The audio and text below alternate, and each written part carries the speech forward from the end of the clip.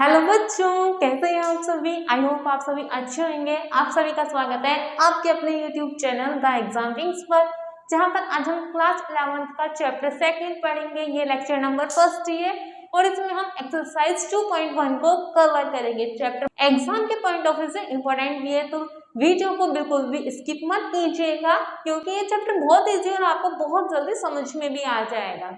Chapter का नाम है रिलेशन एंड फंक्शन। तो बिना देरी के क्लास को स्टार्ट करते हैं। फर्स्ट क्वेश्चन दे रखा है x/3 प्लस के 1 एंड y माइनस के 2/3 जो बराबर है 5/3 के एंड 1। इसमें आपको क्या करना है, x और y की वैल्यू फाइंड करनी है। तो देखिए ये तो हो गया x टर्म, ये हो गई आपकी y टर्म। ऐसे तो होती है ये x टर्म और ये y टर्म। जब हमने ग्राफ वाला जब चैप्टर पढ़ रहे थे तो यहाँ पर हम 0 1 ऐसा मानते थे, तो ये x होता था और ये y होता था, है नी। ऐसे इसमें आप मान लोगे कोऑर्डिनेट पॉइंट्स, एक x है और एक y है। तो इस वाले x को इसके बराबर रखिए, x/3 प्लस के 1 इज इक्वल्स टू 5/3।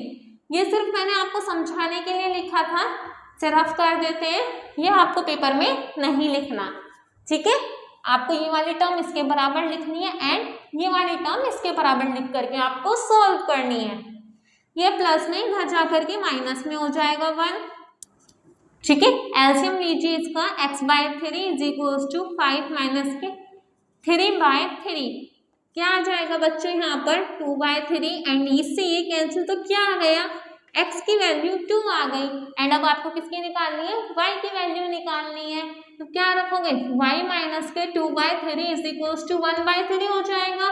इसके नीचे 1 मानिए और ये माइनस में इसे इधर भेज दीजिए, तो किस में हो जाएगी, प्लस में हो जाएगी डिजिट। एंड अब आपको एलसीएम लेना है, 2 1 3, इससे ये कैंसिल, y की वैल्यू बच्चों 1 आ गई और ये आपका आंसर आ गया है, ठीक है। देखिए बच्चों अब आते हैं इसके नेक्स्ट क्वेश्चन नंबर 2 पर। If the set A has 3 element, यदि A के पास 3 एलिमेंट हैं एंड द सेट B 3 4 5 और B के पास कितने हैं, 3 एलिमेंट है, तो आपको नंबर ऑफ एलिमेंट निकालने A मल्टीप्लाई B के अंदर। कैसे निकालोगे, A मल्टीप्लाई में आपको एलिमेंट निकालने हैं। तो A के पास कितने हैं, 3 एंड B के पास कितने एलिमेंट, 1 2 3, कितने हो जाएंगे, 3 3 जो 9। क्या आ गया, 9 आपका आंसर आ गया। यहाँ पर लिख सकते हो डायरेक्ट, लिख दो the number of element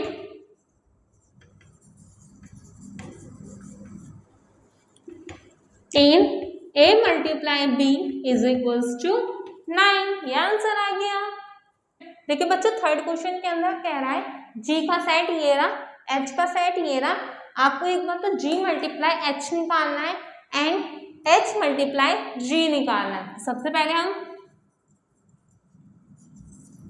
G multiply H निकालते हैं। G का सेट देखिए, G का सेट रखिए मल्टीप्लाई एंड H का सेट रखिए, ठीक है। अब क्या करोगे आप, इस 7 को एक बार इसके साथ लिखो, इस 7 को एक बार इसके साथ लिखो और इस 7 को एक बार इसके साथ लिखिए। फिर आगे का बताऊंगी क्या करना है। लिखो 7 5, फिर क्या लिखोगे 7 4, फिर 7 2, ठीक है। अब क्या करोगे 8 को फिर ऐसे लिखोगे 8 5 8 4 और 8 2, 8 5, फिर 8 के साथ 4 लिखिए, फिर 8 के साथ आपको 2 लिखना है एंड इसे कर दोगे रोस्टर फॉर्म में, ठीक है बच्चों। ये क्या आ गया आपका, G मल्टीप्लाई H आ गया। अब वो कह रहा है H मल्टीप्लाई G, तो इसके लिए आपको H वाला जो ब्रैकेट है ना, इसे पहले लिखना पड़ेगा, 5 4 2, फिर G दे रखा है तो G वाला ब्रैकेट लिख दीजिए, ठीक है। अब आप क्या करोगे, पहले 5 की इसमें कीजिए, फिर इसकी इसमें कीजिए।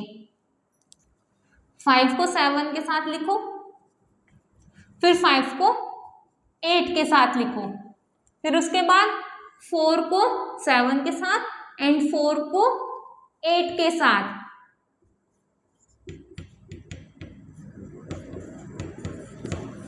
ठीक है। एंड अब आपको क्या लिखना है, 2 को 7 के साथ एंड 2 को 8 के साथ।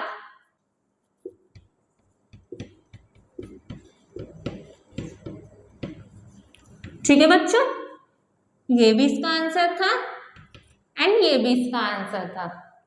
आई होप आपको समझ में आ गया होगा, बहुत ज्यादा इजी क्वेश्चन है ये। तो फोर्थ क्वेश्चन में आपको ट्रू फॉल्स बताना है। यदि कोई क्वेश्चन फॉल्स है तो आपको उसकी करेक्ट स्टेटमेंट भी देनी है। इसमें देखिए नंबर ऑफ एलिमेंट देखते हैं पहले। इसके अंदर कितने 2 हैं, इसके अंदर कितने 2 हैं, तो n p क्रॉस q निकाल के देखते हैं तो कितना आ जाएगा, p मल्टीप्लाई n। p के अंदर कितने एलिमेंट है 2 एंड q के अंदर कितने हैं 2, तो 2 2 से कितने हो गया बच्चों 4 हो गए। इसका मतलब क्या है, जो सेट बनेंगे वो 4 बनेंगे, 4 ऐसे बनने चाहिए, बट इसमें तो 2 ही दे रखे हैं। इसका मतलब ये जो क्वेश्चन आपको दे रखा है ये फॉल्स है, लिख दो फॉल्स। अब आपको करेक्ट स्टेटमेंट बतानी है कि mn मल्टीप्लाई mn। अब एक बार तो m को n के साथ लिखो और एक बार m को m के साथ लिखिए, m और n, फिर क्या लिखोगे m और m, फिर क्या लिखना है बच्चों आपको n n और n m। ठीक है, ये है इसकी करेक्ट स्टेटमेंट। यहां लिख लेना करेक्ट स्टेटमेंट।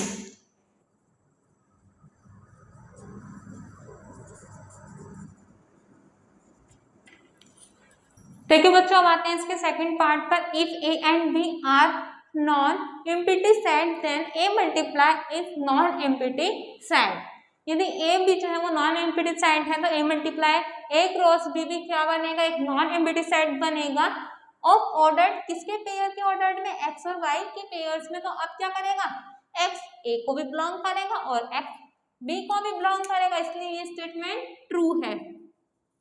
ठीक है, a दे रखा है b दे रखा है, क्या ये फाई के बराबर होगा।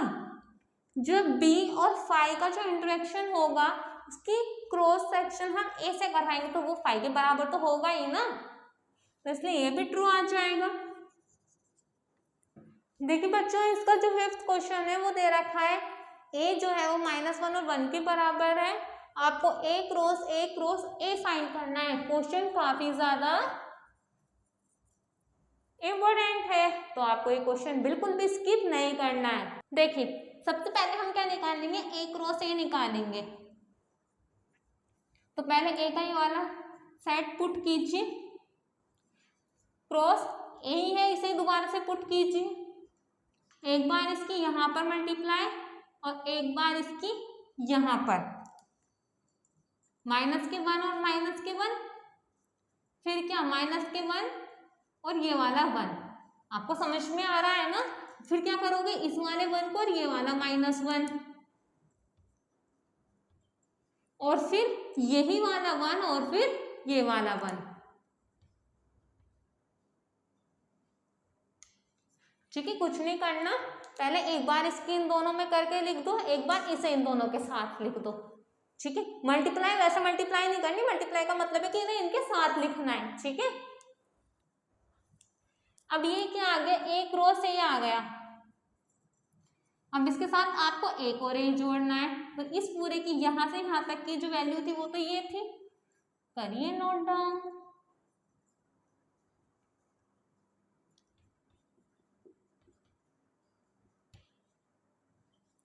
क्रॉस और ये a की वैल्यू -1 और 1। देखिए बच्चों, आपको बहुत ही ध्यान से देखना है, इस पूरे सेट की इसमें करनी है। तो क्या करोगे, पहले इस -1 की इस पूरे सेट के साथ, फिर इसी -1 की इसके साथ, फिर इसके साथ और फिर इसके साथ, फिर इस 1 की करोगे एज इट इज ऐसे ही। तो देखते हो, पहले देखिए तो इस पूरे सेट को उतारो और उसके बाद -1 उतारना, उतारो ये -1, ये वाला -1 और ये -1। ठीक है, ये सेट कंप्लीट हो गया। अब इसके साथ आ जाओ, पहले इस पूरे सेट को उतार लिया, अब ये वाला -1, एक मिनट, ये 1 था नॉर्मल, ये वाला 1, ठीक है, ये वाला पूरा सेट उतार लिया और ये -1, ऐसे तो इसे इसके साथ लिख रहे हो, अब इसके साथ लिखना है, ये 1 -1 और ये वाला -1, ये वाला सेट उतारो 1 1 और ये वाला -1, ठीक है। अब ऐसे ही इस 1 को इस पूरे सेट के साथ उतारना है, -1 और ये वाला 1, ठीक है, ये वाला सेट उतारिए, -1 1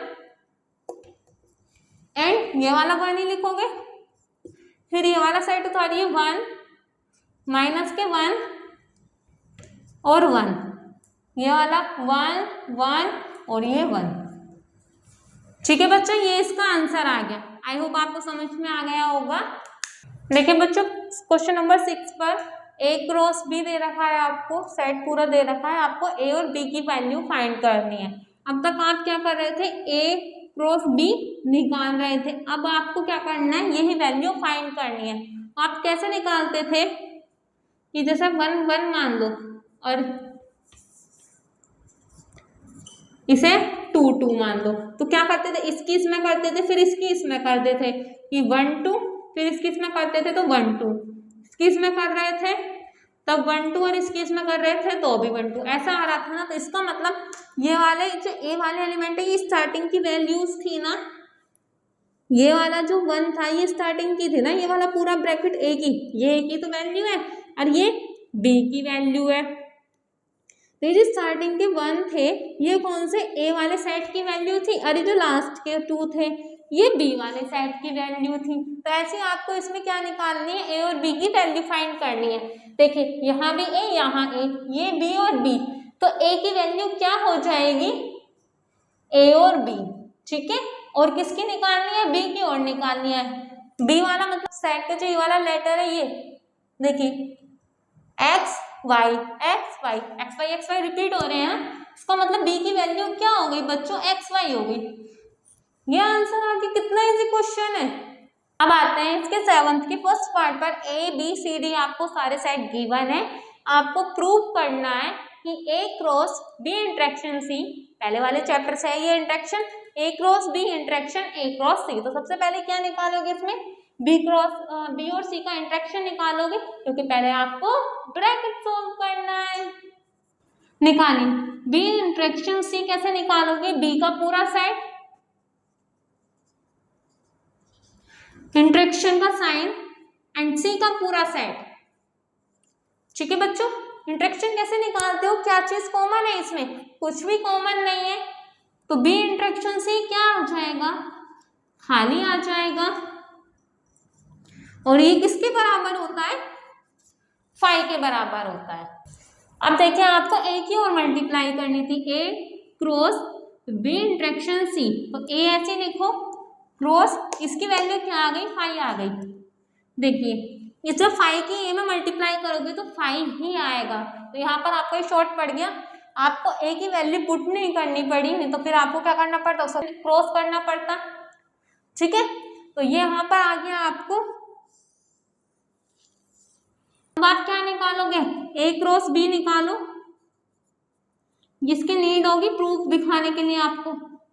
ए यहाँ से है ए की वैल्यू 1 और 2, बी की वैल्यू क्या है 1 2 3 एंड 4, यहाँ से क्वेश्चन में दे रखी है। 1 के साथ 1 को लिखो, 1 के साथ 2 को लिखो, 1 के साथ 3 और 1 के साथ 4, ऐसे 2 के साथ 1 2 3 4 सबको लिखना है।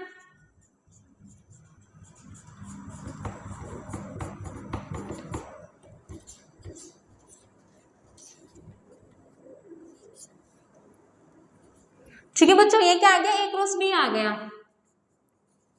अब क्या निकालोगे, ए क्रॉस सी भी तो निकालना है।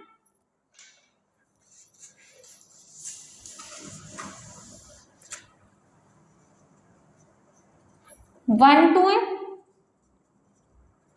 सी 5 6 है, क्या करोगे 1 को एक बार 5 के साथ और 1 को एक बार 6 के साथ, फिर 2 को 5 के साथ और 2 को 6 के साथ। ये इजी मेथड है, और मेथड भी है इसे करने की, बट ये इजी है इसलिए मैं आपको इसे करवा रही हूँ।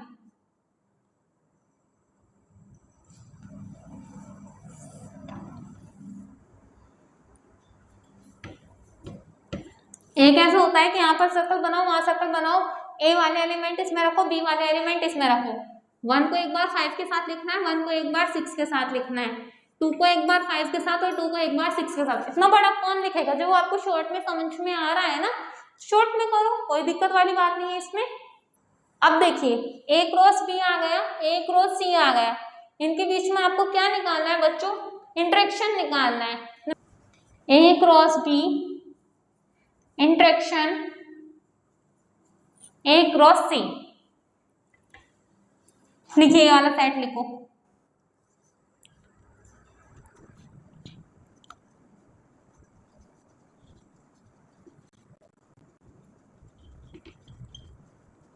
इंटरेक्शन का साइन आ जाएगा और ये वाला पूरा उतारो, 1 5 1 6 2 5 2 6। अब देखिए इन दोनों के बीच में क्या कॉमन है? एक भी पेयर कॉमन नहीं आ रहा ना, तो क्या आ जाएगा?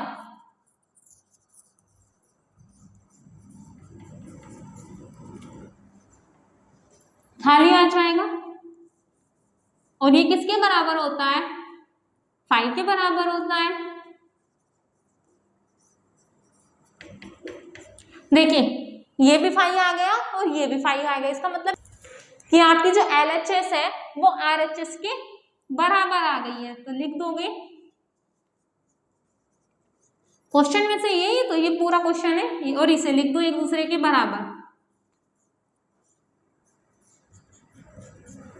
क्वेश्चन आपको साथ के साथ करते जाना है, तभी आपको समझ में आएगा, या फिर आप पहले से समझ लीजिए, फिर इसे वीडियो को पॉज कर करके आप क्वेश्चन को नोट डाउन कर सकते हैं।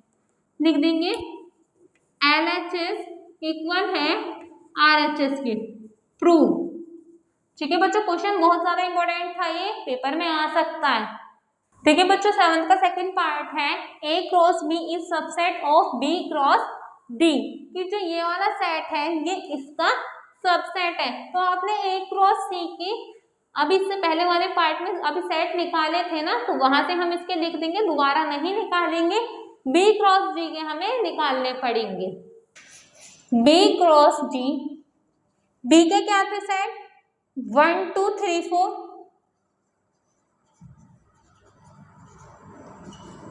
और एंड D का 5 6 7 8।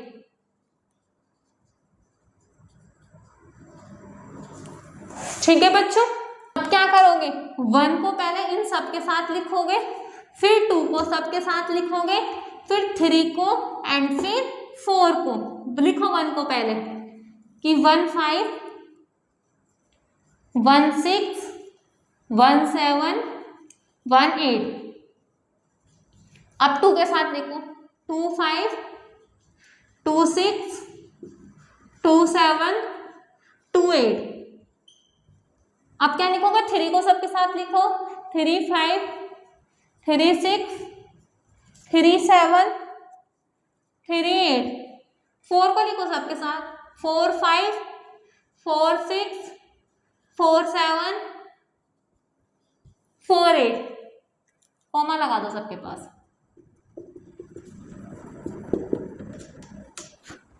ये आ गए B cross D। A cross C पहले वाले उस पार्ट में से लिख लीजिए, 2 5 2 6। ठीक है, अब क्या देखें, ये सारे सेट इस सेट के अंदर आ रहे हैं या नहीं। ये 1 5 ये रहा, ये 1 6 ये रहा, 2 5 ये रहा और 2 6 ये रहा। इसका मतलब क्या है कि जो A क्रॉस C है वो सबसेट है किसका?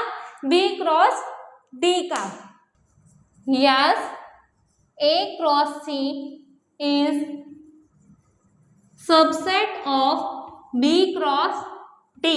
क्वेश्चन नंबर 8 में A और B दे रखे हैं, आपको A और B निकालने और इसमें बताने कि कितने सबसेट बनेंगे और उनकी लिस्ट भी बनानी है।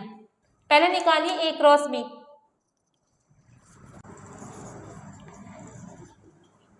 A का सेट एंड B का सेट लिखिए। 1 को 3 के साथ, 1 को 4 के साथ, 2 को 3 और 2 को 4 के साथ।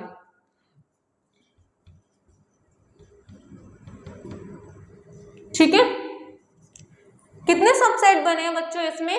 1 2 3 4 सबसेट बने हैं। देखिए बच्चों, सबसे पहले आप इसमें क्या करेंगे, नंबर ऑफ एलिमेंट निकालेंगे n A क्रॉस B। तो n कितने हैं इसमें? 1 2 3 4। ठीक है, फॉर्मूला क्या होता है number of subset? Number of subset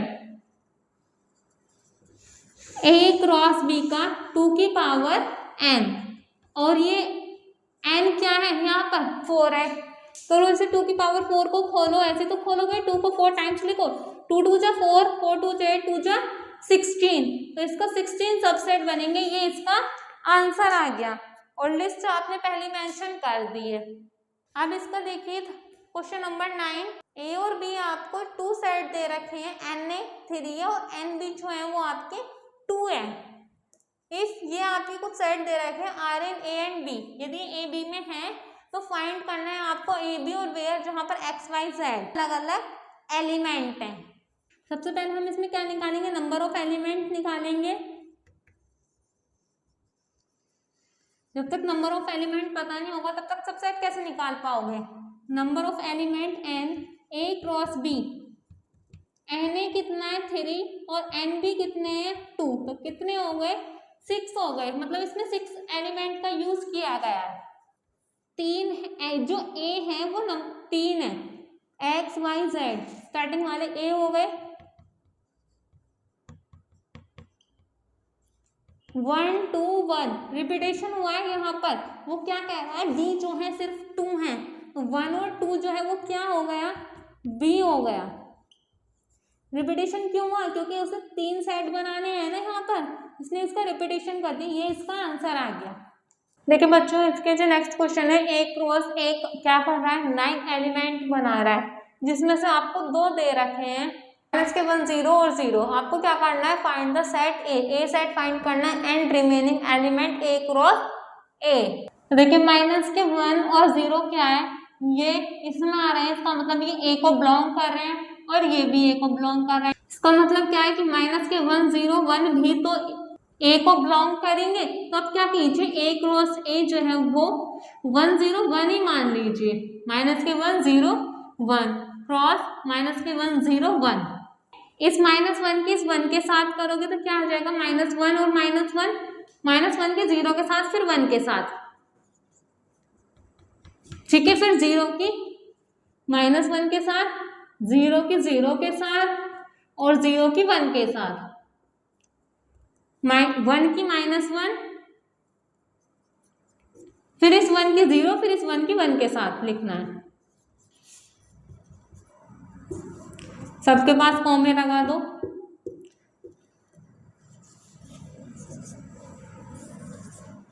ये आंसर आ गया आपका। आई होप आपको सारे क्वेश्चन समझ में आ गए होंगे। किसी क्वेश्चन में डाउट है तो आप कमेंट सेक्शन में कमेंट करके पूछ सकते हैं, और इस चैनल को ज़्यादा से ज़्यादा स्टूडेंट के पास शेयर कीजिए, जिससे कि वो सभी भी इस चैनल से पढ़ पाए। हमारा टेलीग्राम चैनल है the exam wing,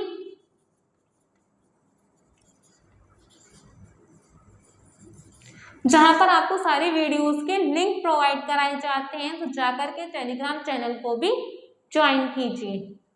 thank you for watching. मिलते हैं नेक्स्ट वीडियो में।